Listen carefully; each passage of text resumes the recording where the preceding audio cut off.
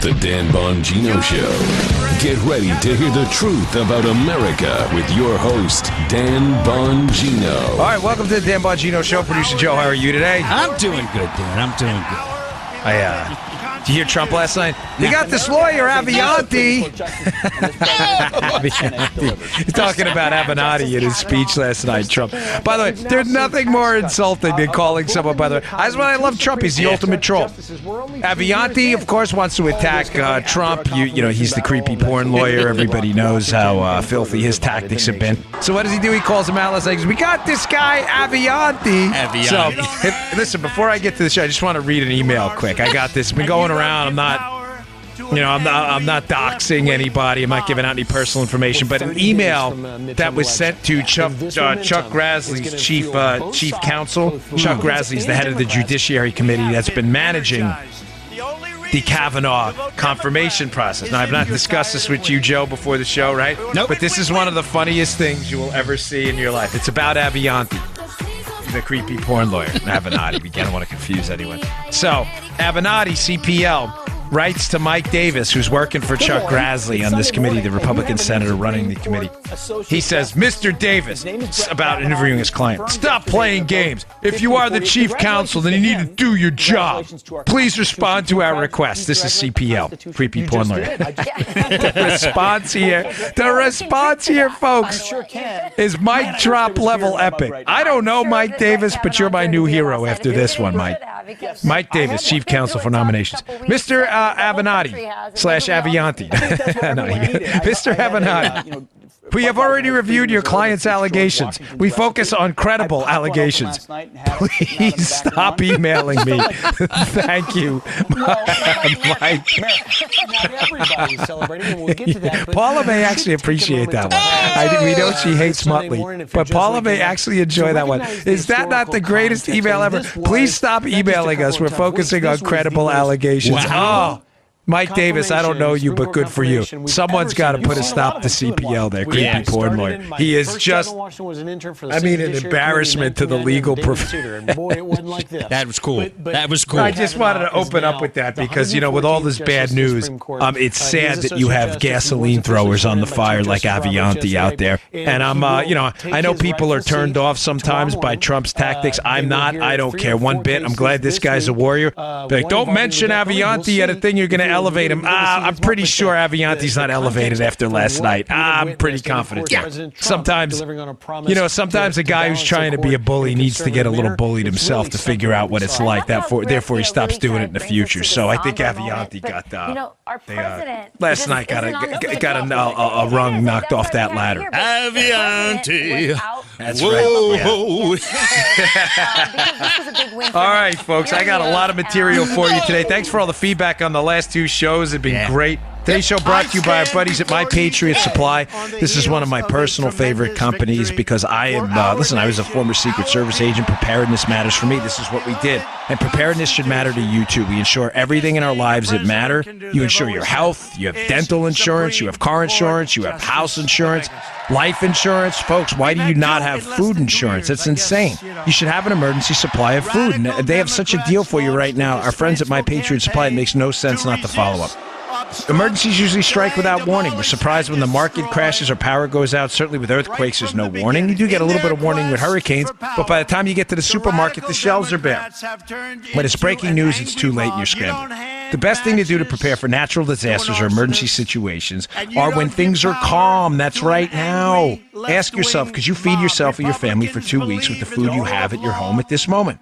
If not, it's time to act and secure an emergency food supply. I use My Patriot Supply, and you should too. I have tons of it in my closet. 2-week food kit will get you started. Get one for everyone in your family. This week it's on sale for only $75 when you go to my special website, preparewithdan.com, or call 888-411-8926. These food kits include meals that last up to 25 years in storage. Order now and prepare yourself so there are no surprises.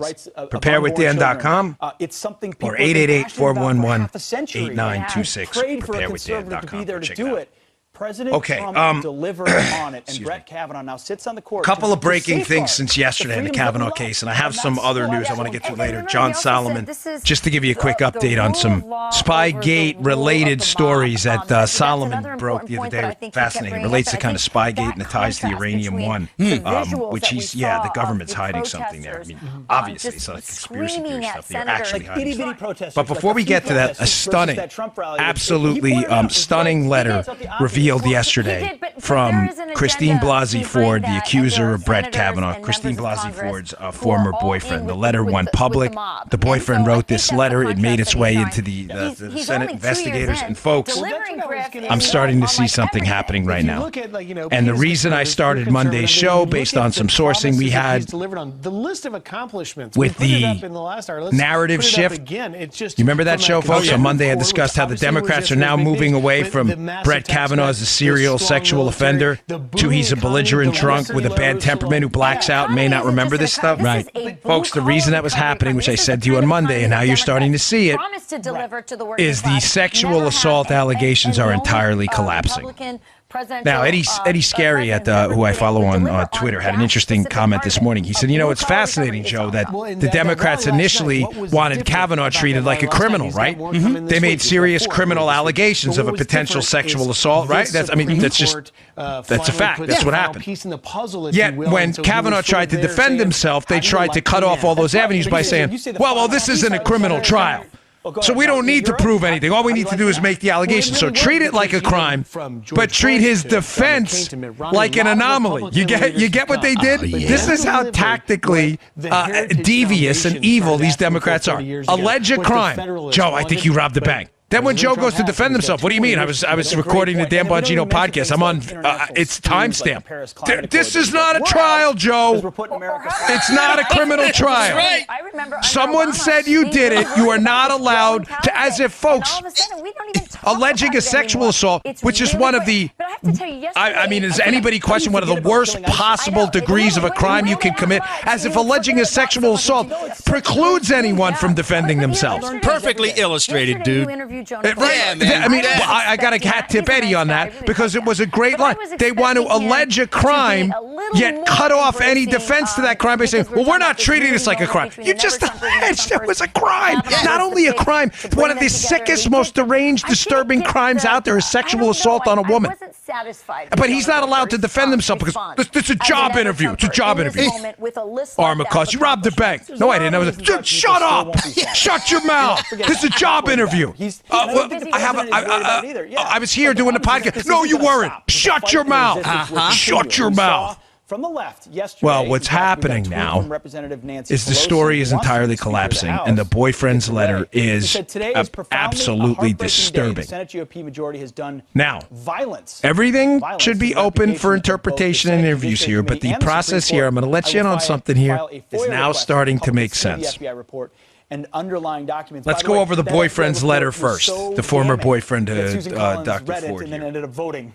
There are a couple assertions in it that are stunning. He says, number one, that he dated her for an extended period of time, Christine Ford, and that the fear of flying, he has no, I'm trying to be diplomatic, no reason to believe that at all. Remember Dr. Ford said she couldn't come to D.C. to testify because she had a fear of flying? Now, I told you that the reason they were doing that is because they had to get the hearing pushed till Thursday so Brett Kavanaugh would not be seated for this upcoming Supreme Court session, which in fact happened. The Supreme Court is now getting ready to hear these cases, and Brett Kavanaugh is in fact not there. They are in public session. So they won battle number one. I think they're going to lose the war on this, but they won battle number one, which was delay it. One of the delay tactics, it's important because it relates to this, was Christine Ford doesn't want to fly. She's afraid of flying. She doesn't want to be in confined spaces. The letter from the ex-boyfriend almost completely annihilates that. At one point he says, hey, we did a little island hopping. Matter of fact, the island hopping we did in Hawaii was not literally hopping. It was flying, obviously. And the flying was done in many cases, Joe, in very small prop planes. Oh, yeah. Now, I don't know about you, but if you've ever been on a prop plane, I did. Yeah. I went to Sandblast Island with Jenna Bush once when I was a Secret Service agent. We flew on a prop plane. I'm telling you, I thought we were going down. I'm like, I can't believe this is happening right. It was one of those prop planes that you're looking at the engine outside and you see like duct tape flying around in the engine of the prop planes. You're like, I mean, I'm obviously exaggerating a bit, but it was an old plane. Yeah, we took a prop plane to Belize. Oh, and landed man. on a mud airstrip, and this thing looked like it was held together. And they're the loudest things ever, right? Oh my gosh, it'll drive you crazy. So Ford, with the old boyfriend, took these planes. So he basically says the fear of flying. So that was a central tenet of her strategy, the legal team strategy surrounding her, for her not to show up in D.C. before Thursday to delay the seating of Kavanaugh, which they won that battle because she didn't. So the fear of flying, we have a really open question, if not a dispositive answer. He also says in the letter that he's never heard anything about this fear of closed spaces. Ford has alleged multiple times that since the incident she alleges Kavanaugh was involved in, that she has this fear of closed spaces. She'd build another door in her house. The former boyfriend says there's no evidence of this that he's aware of. Matter of fact, he rented her a 600 square foot apartment, which is not very big at all. It's a pretty closed space, if you ask me. Right now, a moment in America. Another thing. Conservatives who have united. He says Christine Ford never mentioned to him ever in the extended period of time that they dated any mention of a sexual assault. He's the one that's giving him a taste. No less by Brett Kavanaugh. We like this. Let's keep going. Yeah, just like the Mitch McConnell character. He also mentioned something very interesting. Very good in that one. It was great. So watch. He mentions a name of a Monica McClain. And then email us friends@foxnews.com. How this Monica McClain is a friend of Christine Ford's, and how Monica McClain was assisted, let's say, on a that's the best way to sum this up, on a polygraph examination she was about to take by Dr. Ford, who used her psychology training to tell Monica McClain how to take the polygraph test. Accused of shooting and killing an officer. Folks, there are things going on behind the scenes that have been going on for a long time now. A lot of this information was known, has been known, and it explains some of the questions posed to Christine Ford during the testimony. One of those questions being when she was on television right before Brett Kavanaugh during that worldwide watched hearing, when they asked Dr. Ford during the questioning, have you ever assisted someone or given them tips on how to take a polygraph, she said no. After raising her right hand. This job of being something of a social worker. Folks, the story's falling apart. But this is where it gets fascinating, Joe. I want to hat tip Jeff at the Markets Work and the Sundance at the Conservative Treehouse for putting together. Now, some of it is yet to be tied together, so I'm going to stay 30,000 feet until, I'm sure it's the only thing for me to do. But some of the leads are very good, and also I want to hat tip Barbara as well. Why is this Monica McClain interesting? So just to track where we are here, the boyfriend's letter says, hey, I dated Christine Ford. Christine Ford helped assist Monica McClain in taking a polygraph examination. That's important because one of Ford's additional defenses, in addition to her flying story, I'm afraid of closed spaces, Joe, has been, hey, I should be given my story should be given credence because I took a polygraph and the polygraph didn't show any signs of deception. So it's kind of interesting and material to her case that apparently she's spoken to someone in the past about how to assist in getting past the polygraph examination. Now, and those are your headlines. Here's where it gets really interesting. Kavanaugh may now Get ready. be officially elevated to the High Court, but Democrats aren't giving Ford's up their fight attorneys, against him. Katz and Bromwich, are freaking out right now. They sent a letter to the committee and to the FBI investigators. They sent a letter for them all to read, demanding an interview, stat, right away with Dr. Ford. Now, why they would need an interview with Ford after providing testimony, sworn testimony, is a bit confusing. But it's not confusing the lawyer's letter if you understand what's going on right now. So now we know she has this friend, Monica McClain. Monica McClain took a polygraph test. She helped assist her in that polygraph test, according to the boyfriend. These are the allegations in the letter. Where does Monica McClain live? And he indicates in the letter that Monica McClain is a lifetime friend of Christine Ford, Joe. Monica McLean, according to some public profile information available, lives in Rehoboth Beach, Delaware, an area I know you're intimately familiar with. Only about an hour away from Joe. I lived there. I lived close to it at one point by Joe. So that's where people in Maryland go. They go to Ocean City and Rehoboth. Delaware's right there. It's on the Delmarva Peninsula. Where did Christine Ford say she was when she put together the letter telling her story? Rehoboth Beach, Delaware. This case is getting stranger by the moment because Monica McLean, at least according to some information that appears public at this point, appears to have worked somewhere from 1992 to 2016. Where does she work? The Federal Bureau of Investigation, the FBI. So just to be clear on what the connections here are. So you have a woman who worked at the FBI, who was assisted in a polygraph investigation by Dr. Ford, who claims that her polygraph test about her allegations against Kavanaugh are evidence that the story is true because the polygrapher, who had some ties to the FBI himself, the polygrapher said there were no indications of deception. I've already told you that I believe, based on the two questions asked her in the polygraph, that it was a nonsense result, that it obviously would not stand up in court because polygraphs are not admissible in court. But she goes to Rehoboth, Delaware, meets back up again with this lifelong friend, Monica McLean, who had worked with the FBI, and pens this letter indicating what her allegations are after the rest of the story is entirely collapsing now.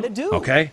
Now, here's what's going on, and here's how I tied this up. Here's how I had to lay the groundwork for this. I'm a Democrat, but I'm going to fight. Why are the lawyers panicking? Why would they want Christine Ford interviewed again by the FBI? In other words, if you're telling me, Dan, that there are inconsistencies in the story, the confined spaces story, the fact that she has a fear of flying, which her boyfriend says is not true, the fact that she's indicated in her sworn testimony up on the Hill she never helped anyone with a polygraph test, it now appears the boyfriend is contradicting that story. Folks, may I suggest to you that the FBI background investigation supplemental that they're doing now is entirely blowing up in their faces. And that's why the Democrats, you have that sound ready? Joe has a nice little montage. That is why the Democrats that were begging them for an FBI investigation. And I said this to you a week ago. They really did not want an FBI investigation. They wanted to stall. They wanted to stall, desperately hoping what? Desperately hoping that Kavanaugh did what, Joe? Withdrew his name. Sure. That's what I told you that during yesterday's show. They don't want to take a vote. Any vote is a loser for them. If Kavanaugh goes down or up, it is a total loser for them. If Kavanaugh wins the vote, wins the confirmation vote and gets a seat on the Supreme Court, they lose. If Kavanaugh goes down, he will likely be renominated, and all of those red state Democrats running for office will lose their seats. Montana, John Tester, North Dakota, Heidi Heitkamp, Joe Donnelly in Indiana, Manchin, Claire McCaskill in Missouri, they will all lose their seats. And the Democrats know it. Selena Zito has a great piece in the Washington Examiner today, I have in the show notes, about this, how there may be a red tide coming ashore. Maybe not a red wave, but the blue wave is looking less and less likely by the day, the longer they hold on to this. Are you tracking me, folks? It's critical you understand this. Please, if I'm confusing Joe, you got to stop me. The Democrats' goal is not what they said publicly. The Democrats' goal was to get Kavanaugh to withdraw by dropping nuclear bomb-level explosives on him, allegations that can never be disproven, dragging this thing out and making it a war of attrition. In other words, they really didn't want the FBI investigation they got. Because the FBI investigation now, again, I'm not suggesting this was 4D chess by Flake, by the way. He's still a snake.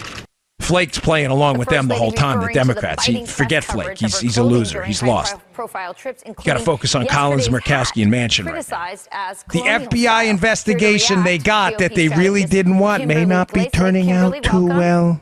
Good morning. So I have to say, why? I'm gonna take a little bit of a different and why are the stance lawyers with Melania. panicking? If you don't want people because to talk about I your think clothes, they've stop looking so interviewed all these fabulous, people right? already, I'm sorry, including right? the boyfriend. I know, and including Monica McClain, who was a former FBI employee who may have a little more on the line here and may not be able to get away with, how do we say, obfuscations?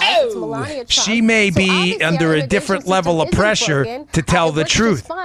What I'm getting at, folks, I'm sorry to be circuitous, but if you don't understand all the pieces to the puzzle, the last piece is not going to make any sense. The reason Ford hasn't been interviewed yet is because the people they are interviewing are probably entirely dismantling her story. And they're waiting to the end either to interview her to try to get her on the record, by the way, how important do you believe it is on the record about her account, what happened again, to see if the story changes for a fifth, sixth, or seventh time, because, you know, Ford's account has changed multiple times. The number of boys, the layout of the house, where it was, how she got there. She doesn't remember when the party happened, when it happened during chronologically, her age when it happened.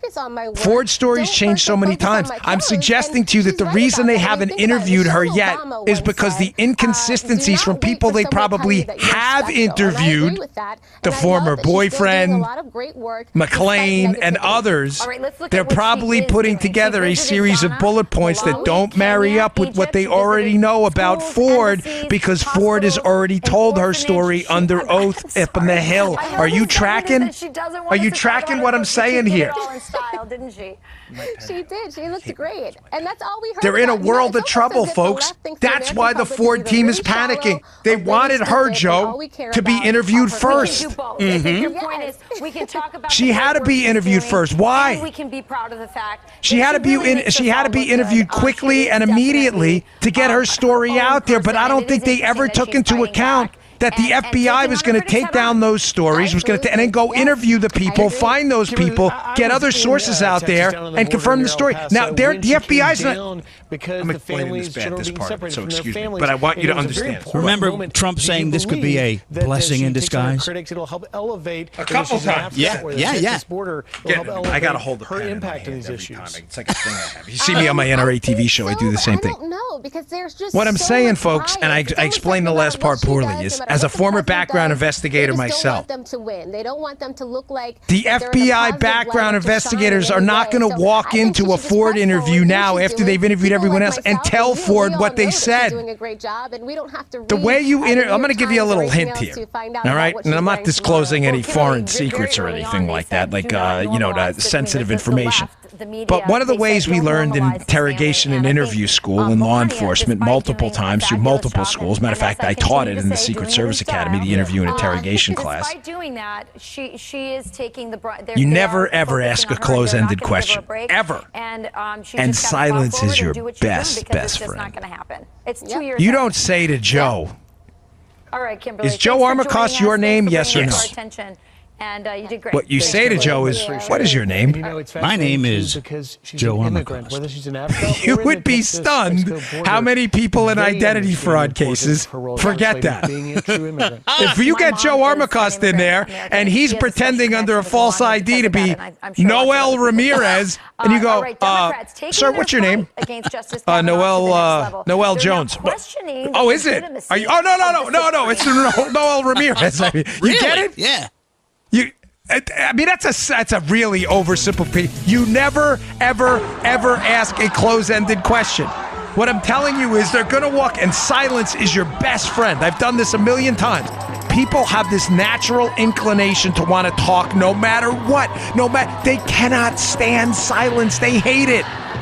So you walk in now to Dr. Ford. If they interview her again, they may not need to, because remember, she's already under oath, having given answers that have likely been contradicted by multiple people who said otherwise. You walk in. They wanted her interviewed first. Now they know. They wanted her interviewed first because now they know other people have given accounts that are likely contradictory. Uh-oh.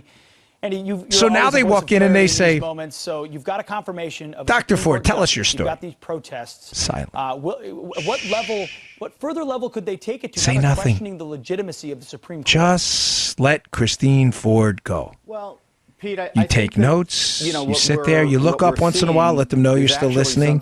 You write down everything. To the detriment of Democrats. I can't tell you how many times in an open-ended question people would screw up minor details, and because they're not investigators themselves, have no idea what they screwed up. Let me just tell you a quick. I don't get into the personal stories, but just a very quick one. I was working a counterfeit case once. I had the counterfeit bill that was passed in my office. I didn't bring it in. I didn't bring it in for a reason. I'll get to it in a second. I left the bill. It was a counterfeit. It must have been 100. That's all people counterfeited mostly back then. 2 years. They had it was a P-note. Ultimately, this is part a of printer-generated note, computer printer. We used to call them P-notes when I was doing counterfeit cases with the Secret Service. I intentionally left the bill outside. We get the guy in there, right? Former Attorney General Eric Holder I say to him, this with the confirmation of so tell me how you got the bill. Process which led to it in the treatment of Merrick Garland, the legitimacy of he starts talking and talking and talking. As he stops talking, there's a tendency for you, the event, to want to talk. Shut up! Don't say anything. Shh! Shut up! Don't say anything. He keeps going. He keeps going. He keeps going. Finally, after like 20 minutes of this story, he slips up. He goes, and I saw it, and it was in the corner. But he's saying a parking lot. It was all crumpled up. Oh, it was? Was it really? Are you sure about that? Now, I don't say anything. I let him keep on going. But I take a little note. Crumpled up in corner. Very nice. Folks, the bill was perfectly flat. Unless he ironed that damn bill, which he didn't. The thing was totally made up. So, of course, after another hour and a half of getting his story down and taking extensive notes, I walk back in with the bill and go, this is the bill, right? Yeah. I guess that's the bill. It looks like it was. We know it was a bill. We had fingerprints. Fingerprints were on it. Right? And there are people within those institutions. That look crumpled up to you? The fabric of them. What was the nomination of Brett All right, I did it. Yeah, we know you did it. Thanks, dude. You want to sign this statement? I mean, this is what you do. That they're building up a repertoire and a repository of information before they walk into an interview with her, or it's so bad right now they don't even need it. Now, this is why the Democrats are changing their story on the FBI investigation. They never wanted this. It was a delay tactic. But now that Kavanaugh absolutely refuses to withdraw, they now have to discredit the very same FBI investigation they All want. the Democrats on the Judiciary Committee have been totally consistent in asking for an FBI investigation. But even if it's 7 days, that's bad enough. But then to limit the FBI as to the scope and who they're going to question, I wanted to use the word farce. There should be an FBI investigation. We called for an FBI investigation earlier today. This investigation is a scam. It's a sham, and it's a con job. 1 week is what Senator Flake was interested in, and you can do a lot if you have the whole FBI looking at things in 1 week. I don't think people should be micromanaging the FBI investigation. She is entitled to the respect of at least a thorough, fair investigation. So far, an FBI investigation has been blocked by the White House. I believe that Jeff Flake truly wants a real investigation, not a check-the-box sham, and that's what the FBI ought to be doing. Difficult, though, because, as you said very well, this deadline is tight and arbitrary. Let the FBI, let the professionals who have no partisan interest in this either way, let them talk to the various witnesses. I think it'd be a big mistake to put handcuffs on the FBI, if you excuse the analogy. Folks, I mean, it's almost comical. They demanded an FBI investigation. That was their contingency. By the way, the Democrats who had already said they were going to vote no, so it didn't matter to them. But you had people like Flaky Flake play right into this. Now we know why. Demand an FBI investigation. They're now trying to thoroughly discredit.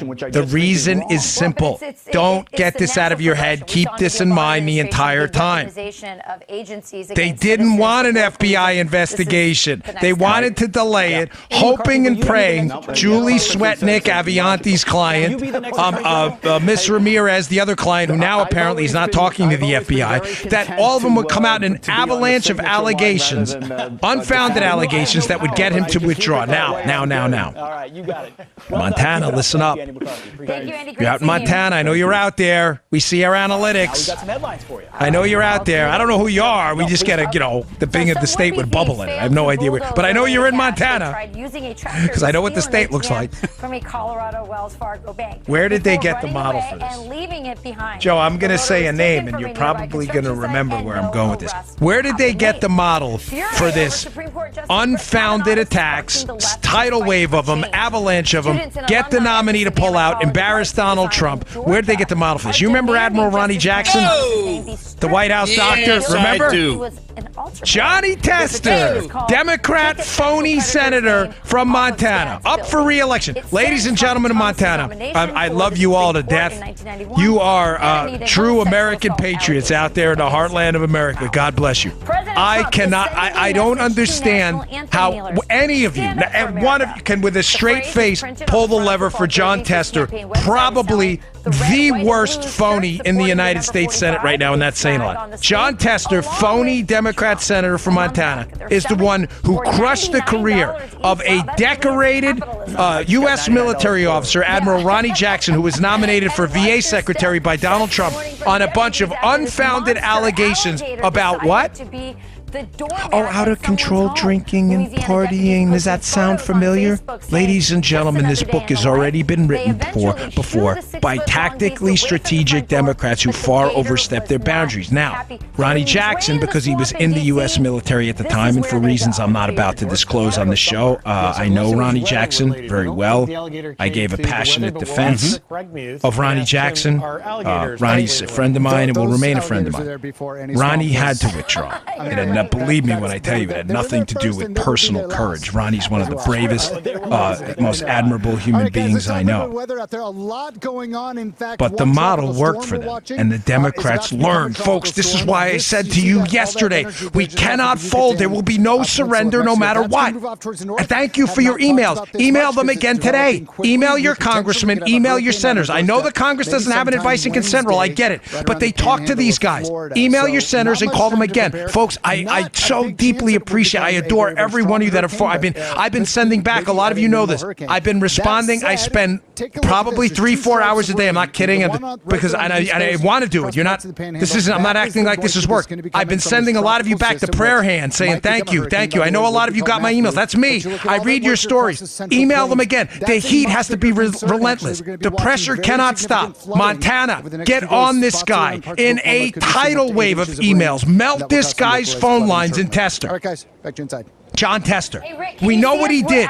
We know what he did in destroying the career of a man who has 10 times the dignity of this loser, John Tester and Ronnie Jackson. The Democrats learn from weakness. They sniff out weakness. They prod around for soft points in the armor, and that's where the lance goes. They push until they feel soft, and boom, right in there.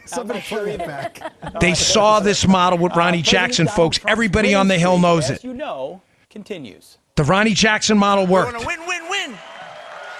With Ronnie. Because it had to. Because it was a different set of circumstances. Joe, why isn't it working now? Because what does Kavanaugh refuse to do? He refuses to back down. Damn freaking right, brother. Brett Kavanaugh, God bless this man, absolutely refuses to back down. And as I said yesterday, no matter what happens, liberals, you better get used to this. You better get used to it. Brett Kavanaugh's going on that Supreme Court. If he goes down now, we're pushing him back later. He's going on that Supreme Court. No pudding. There will be none. Celebrating a series of fresh accomplishments. He is going on that Supreme Court. You better start getting used to it. We will not withdraw his name. This is where we draw the line. The Ronnie Jackson story, that was their model for this.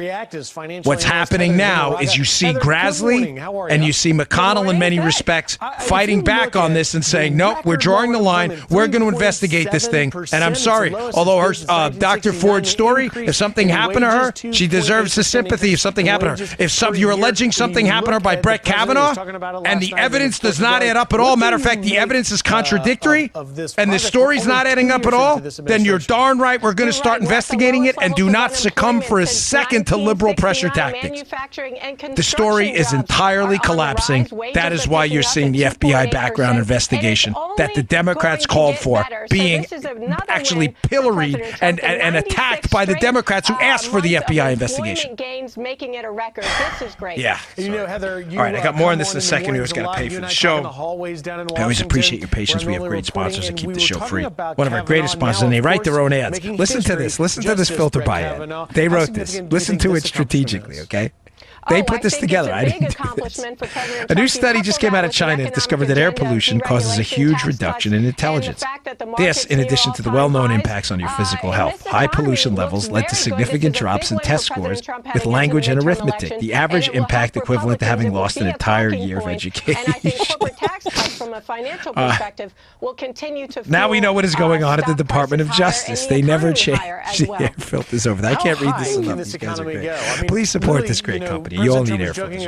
This is especially important when 95% of the global population is breathing unsafe air. So do the smart thing. Go to filterbuy.com, America's leading provider of HVAC filters for homes and small businesses. They build right here in the great old USA, supporting working Americans. Choose from over 600 different filter sizes, including custom options that ship free, gratis, within 24 hours. You want to save 5%? Subscribe for auto replacement, and you never have to worry about air filters again.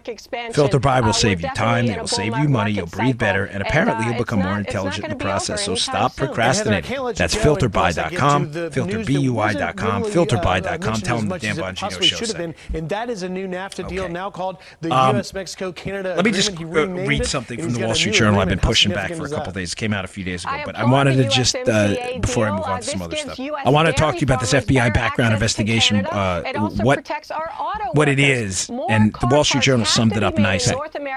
And the reason I'm bringing this up now is not to, again, repeat the show, but I had told you that an FBI background investigation, I had done them for the Secret Service. It's a very similar methodology. Our criminal history backgrounds are not criminal backgrounds. And there's a very specific reason for that. And again, I'll read this quote in a second and it'll explain it. But folks, when you're doing a background investigation for a Secret Service applicant or a Supreme Court nominee, they are done the same way.